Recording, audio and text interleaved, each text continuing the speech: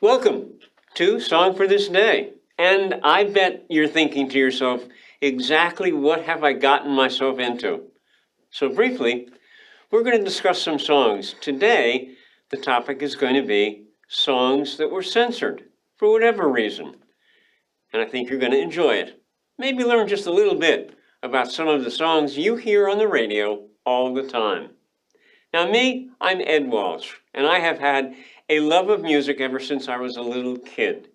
And I remember distinctly riding in a car and having Frankie Ford scream out at me, "Let me take you on a sea cruise."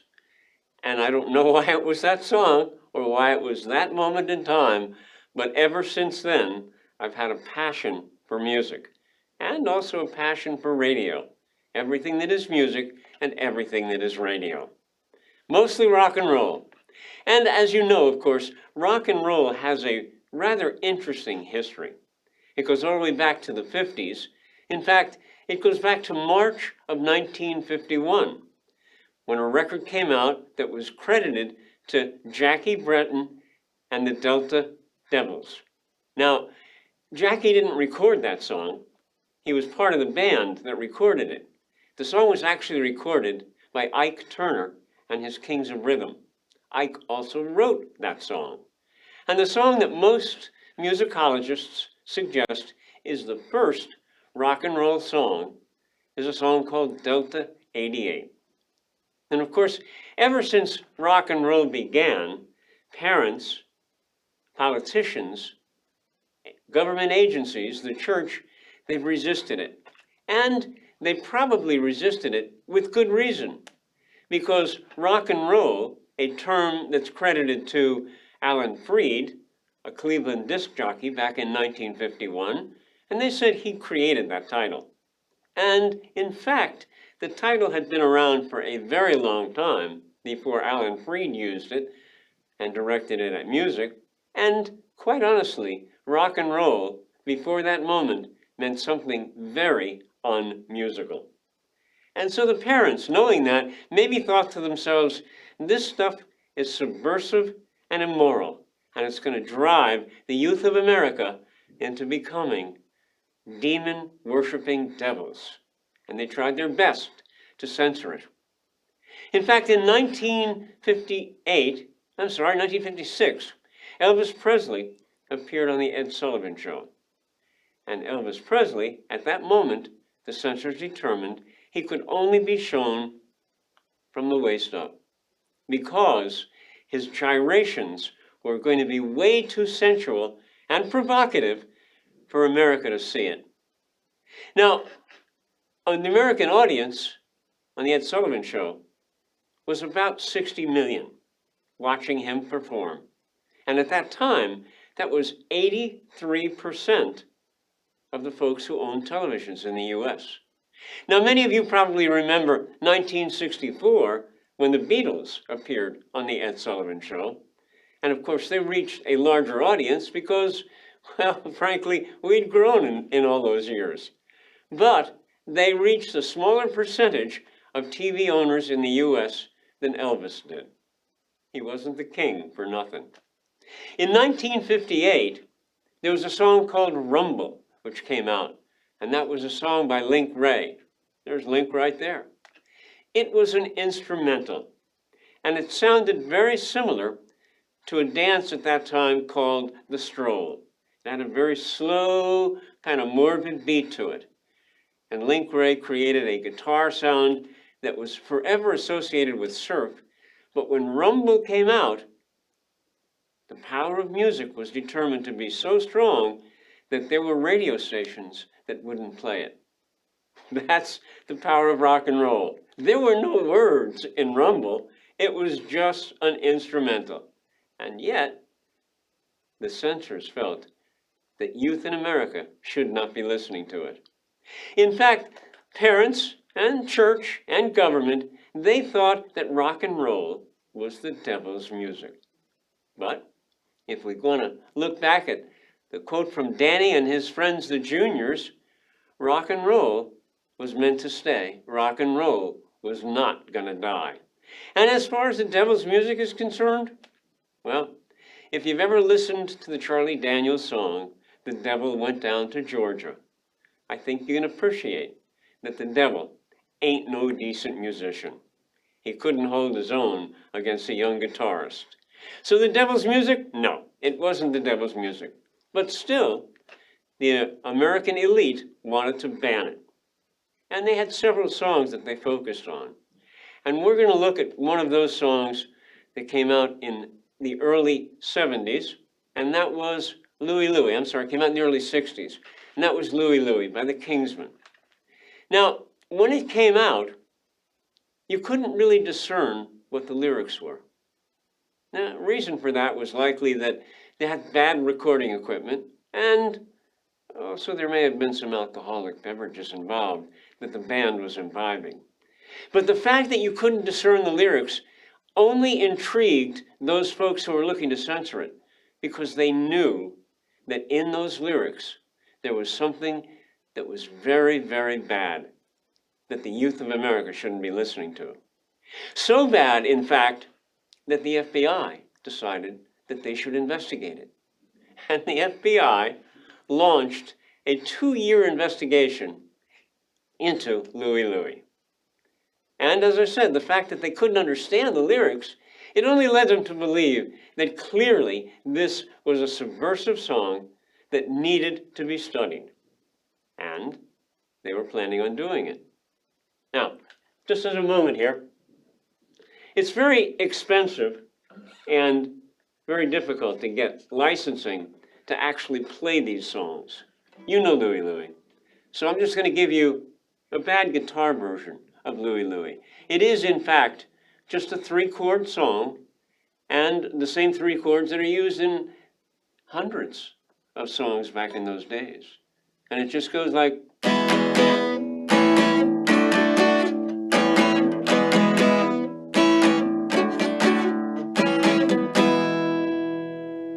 Yeah, that's the whole song. You can play it at home if you'd like to.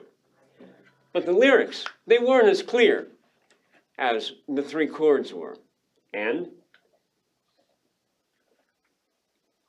in the investigation, one of the things that the FBI didn't uncover, because there are some fun facts in Louie Louie, but one of the things they didn't uncover is that if you listen carefully, at 54 seconds into the song, you can hear the drummer, who drops one of his sticks, explain quite loudly and somewhat clearly the Queen Mother of Dirty Words. Now, what is that?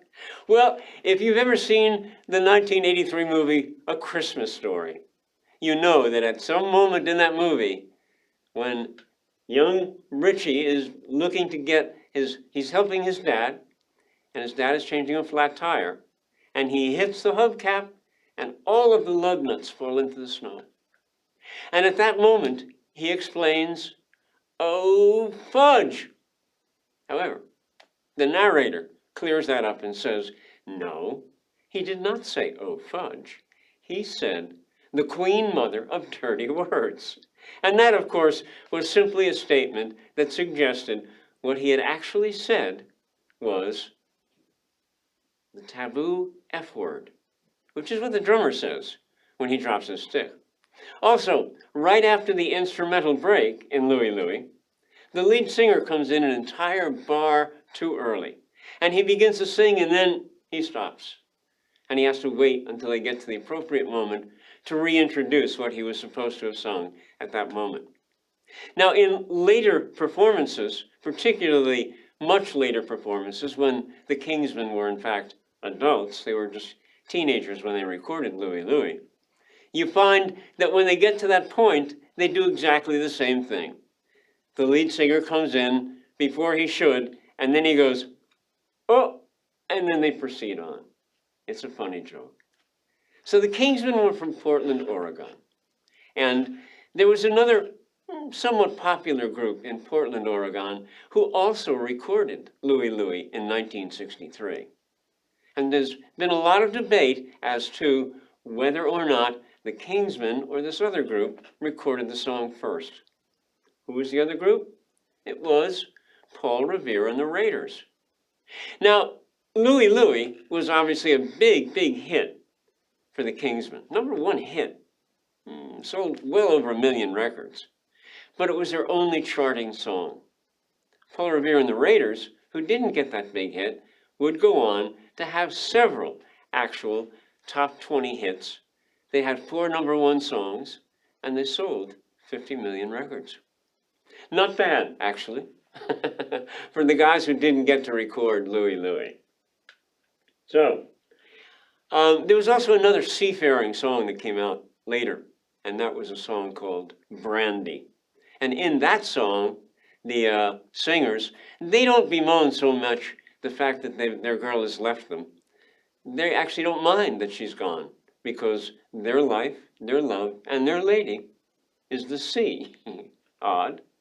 And then sometime after Brandy came out, written by Elliot Lurie, who in an interview I saw said, not only doesn't he like the sea, he doesn't have a boat, and he hates to fish. But he had a big hit with Brandy.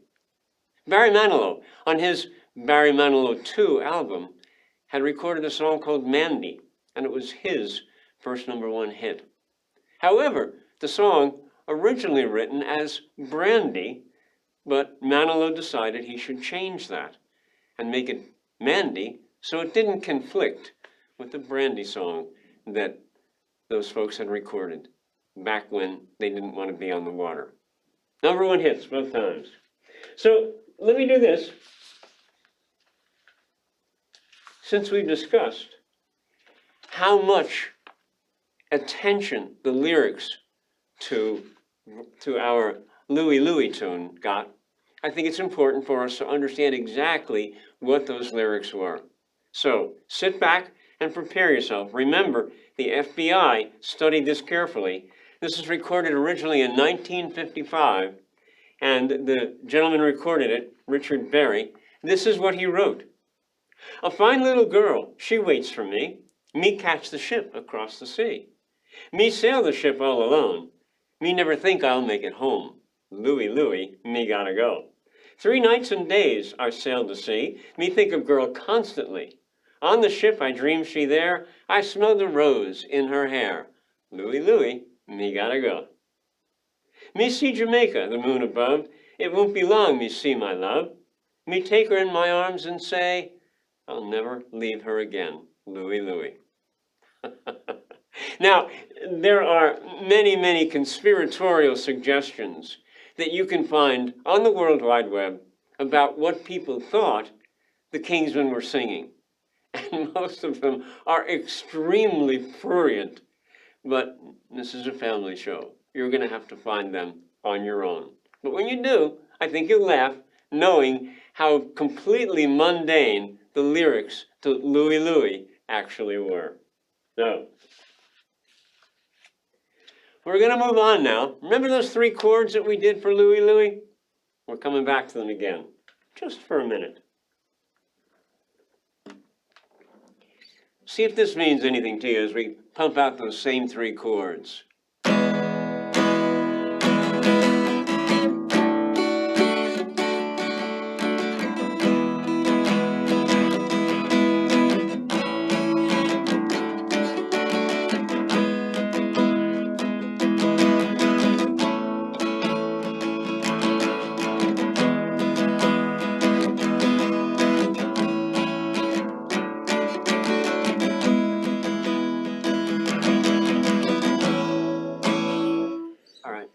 Singing Lola there?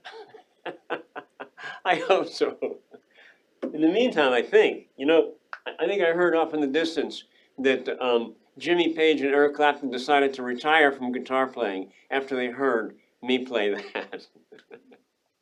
Anyway, Lola, a song by the Kinks about a cross-dresser who was pretending to be a woman. It got censored. Not though, for the reasons you think it might have gotten censored. And we're going to get into that. Written by Ray Davies and sung by the Kinks, Ray and Dave Davies, essentially, his brother. And it always struck me as kind of unusual that the brothers in rock and roll music, for some reason, do not get along. Ray and Dave Davies, they fought all the time, oftentimes on stage. The Everly Brothers, they too, they fought oftentimes on stage. And then we have the Black Crowes with the Robinson Brothers. Those two brothers disliked each other so much that it ruined the group. And of course, the Wilson Brothers from the Beach Boys. They had contentious fights over music and finances. Why was it that rock and roll brothers can't get along? I don't know.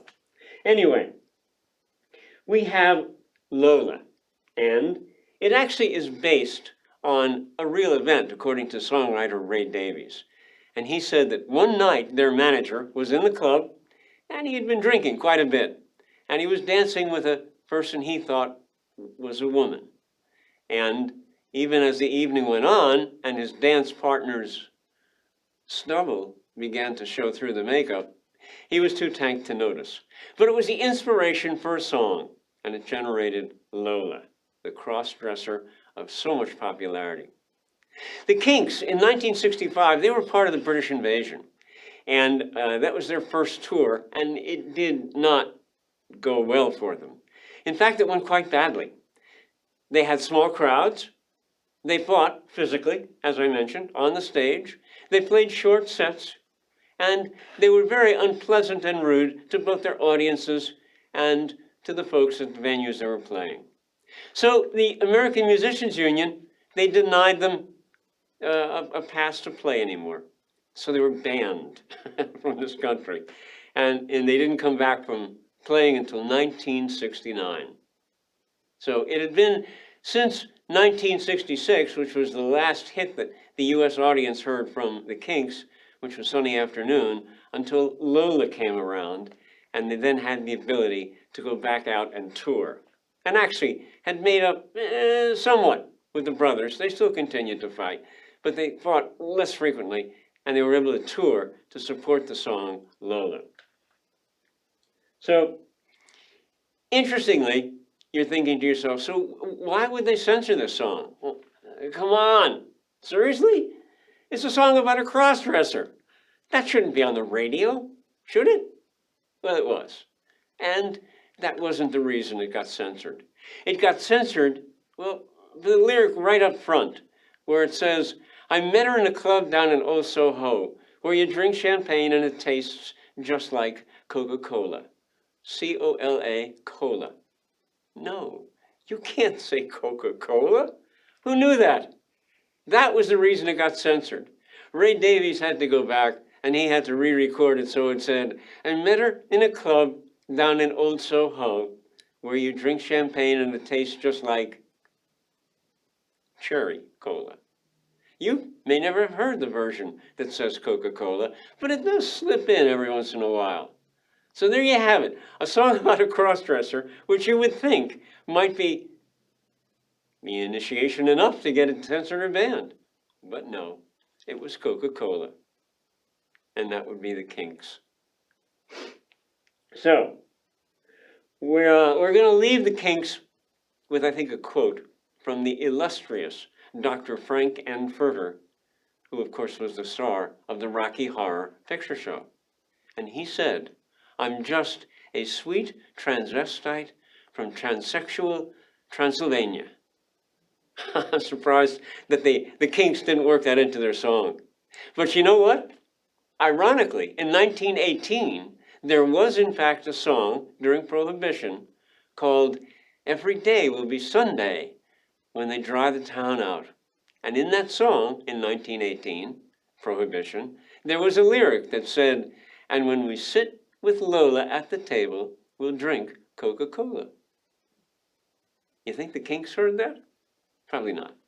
Anyway, we move on.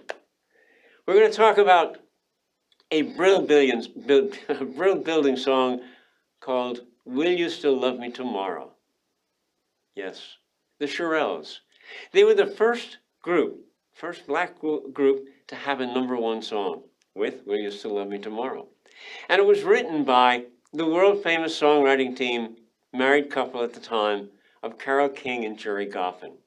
And they were working out of the Brill Building. And that, too, was an infamous institution that was packed with people who were writing great songs, back in the 60s. In addition to Carole King, and in addition to Jerry Goffin, we had people who were writing songs, and we'll get to them in a minute, like Barry Mann and Cynthia Weil. And they wrote, Barry Mann and Cynthia Weil wrote many, many songs, but they also wrote the most played song in the 20th century. What do you think that might be? White Christmas? No, they didn't write White Christmas. They wrote You've Lost That Love and Feeling, among many other songs. And it was the most played song of the 20th century. Still gets a lot of airplay, You've Lost That Love and Feeling. And then we also have Burt Bacharach and Hal David. They worked out of the Brill Building, wrote millions of songs. And then we had Jerry Lieber and Mike Stoller, and they wrote the catalog, basically, for the Coasters. And Doc Pomus and Mort Schumann, they wrote, among many other songs, Save the Last Dance for Me. And we had two Neils who worked out of the Brill Building at the time, and that were the Neil Diamond and Neil Sedaka. And they wrote and sang their own songs. It was a very, very interesting building at the time. But the Shirelles, they were coming off a song called Tonight's the Night, and it was a decent hit. And their producer, Don Kirshner, he came to Carole King and Jerry Goffin, and he asked them, he said, I need another song, kind of in the same vein as Tonight's the Night, write me a song. And so they came up with Will You Still Love Me Tomorrow? Now, initially, they were going to try to sell the song to Johnny Mathis at Columbia Records. No, they did. He didn't buy it. And then Tony Orlando decided he'd like to record it. But wisely, they felt that this was a girl group song and that the Shirelles should record it, as they did. Now, Tony Orlando would record an answer song to Will You Still Love Me Tomorrow? And it's not just tomorrow, but always. How sweet. Arranged by Carole King. But he didn't record it as Tony Orlando. He recorded it as Bertel Dosh. You remember that name? Yeah, I don't either. I actually don't ever remember hearing that song either. Anyway, Will You Still Love Me Tomorrow? It had kind of a sensitive sexual connotation to it that made program directors feel very uncomfortable about playing it. But the record-buying public demanded it, and it became a #1 hit. And actually, the Shirelles, they had 10 top 10 hits, and 2 #1 hits, Will You Still Love Me Tomorrow and Soldier Boy. Now, on the B-side, you remember, B-sides, when records had the hit, and you flipped it over, and there was another song on the other side, usually a throwaway song. Now, the other side of Will You Still Love Me Tomorrow was a song called Boys. It got a little airplay with the Shirelles. But the Beatles found the song, and in 1964, they recorded a version of it with a rare Ringo Starr vocal to it. And they didn't change the lyrics too much, which is a little bit strange, because the lyrics go, well, I'm talking about boys. Yeah, boys. I mean, I'm talking about boys. Ah, boys. I'm talking about boys. What a bundle of joy. Now, when Carole King and Jerry Goffin were thinking about Will You Still Love Me Tomorrow, I think they sensibly decided that that song should be sung by a woman. Now, I wondered why the Beatles didn't have that same sensibility and think that boys maybe shouldn't be sung by Ringo. Hey, who knows? Who can account for that? Okay, we're going to move on here, and we're going to talk about The Rhythm in the Rain. And that, of course, is recorded by Lou Christie. Now, Rhythm of the Rain was written by Lou Christie and Twyla Herbert. And Twyla Herbert was an interesting character. She was a bohemian, a mystic, a clairvoyant, and a concert pianist. And she was 20 years older than Lou Christie. But she wrote that song with him, and she also predicted many of the songs that they were going to sing that would be hits. She also stole a little bit of the music for the Lou Christie tune here, Rhythm Rhapsody in the Rain, and it came from Tchaikovsky's Romeo and Juliet. So, Lou Christie recorded for Roulette Records, and he actually was employed by the gentleman who owned the company, Morris Levy. Now, Morris Levy was a bad man. He ruled the record label with an iron fist, and sometimes that fist had a gun in it. And he cheated his artists, and he treated them and other record labels and people who worked for him with the kind of violence you would imagine he did. Tommy James and the Shondells also worked for Roulette Records, and Tommy wrote an autobiography called Me, the Mob, and the Music, and he was referring to Morris Levy. He tells an interesting story about working in a club in New Jersey, and at the end of the evening, he goes to the club owner and says, "I'm here to collect the fee." And the club owner says, "I'm sorry, Tommy, the door was light, and we don't have enough money to pay you." Tommy said, "Okay. Let me borrow your phone to call my manager, Morris Levy, and tell him you're not paying me." And the club owner, in a panic, he opened the drawer, handed him a wad of cash, and said, "Please, do not tell Morris Levy I didn't pay you." Morris Levy was a bad man. So we've looked at some censored records today. Whether they should have been or not, who knows? But I listen to the radio a lot, and today there's a lot of songs on the radio that probably should be censored. Think about Relax by Frankie Goes to Hollywood. Don't do it. When you gonna go to it? How about The Summer of '69 by Bryan Adams? My favorite DJ, Pete Fornatale, interviewed Bryan Adams, and he said to him, "Bryan, I did my math, and you were only 10 years old in 1969. What does that year mean to you?" And Bryan said, "It's not about a year, Pete." And Pete said, "Oh my." Anyway, I'm Ed Walsh. I hope you enjoyed the ride today. We covered some censored songs. We talked about them. I hope you learned something and had some fun. I had some fun doing it. So in the meantime, I'd like to say I do a daily blog, and if you'd like to get it, simply send your email address to songforthisday@gmail.com. It's completely free. We'll add you to the list. So in the meantime, thanks for riding along, and happy trails till we meet again. Thanks.